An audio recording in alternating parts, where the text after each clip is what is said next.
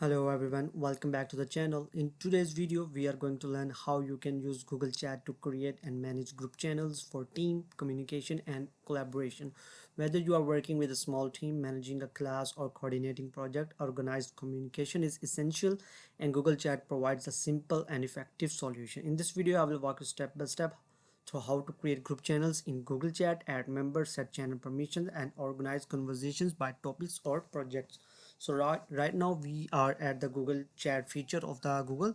You can just simply write Google Chat in your browser and you will reach to this website. Okay, and you can also install their mobile application on your iPhone or your Android phone. Okay, so you will get this kind of interface on the web surface. Okay, so I will show you how you can create a group channel. So in order to create a group channels, you will see an option here, new chat. But before that, let me show you the features of this Google Chat. You get three kinds of feature, like you can add your friends, colleagues, and can chat with them, or you can collaborate on projects with teams or group. This is the section which we are going to discuss in this video, and this is the third one where you can find tools to upgrade your workflow, like you can attach AI engines with your with this Google Chat so that you can get help right away from the same screen. Okay, so if so the we are going to tell you how you can create a group channels.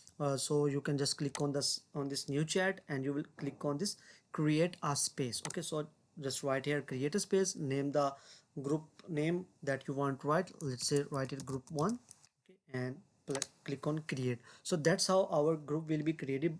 And as you can see that there is only one member, which is the creator. So now if you want to add your team members, you can just simply click on this add members, and the people will be added into your list. So you just need to enter their email address and the people will be added into this group. So you can also share your files, you can assign a task each and everything through this option. So if you just click on this plus icon, you will get this multiple option, like you can attach drive file, you can create calendar invite, you can send a meeting link, you can also do a translator help. By installing these features, you will get these functions as well.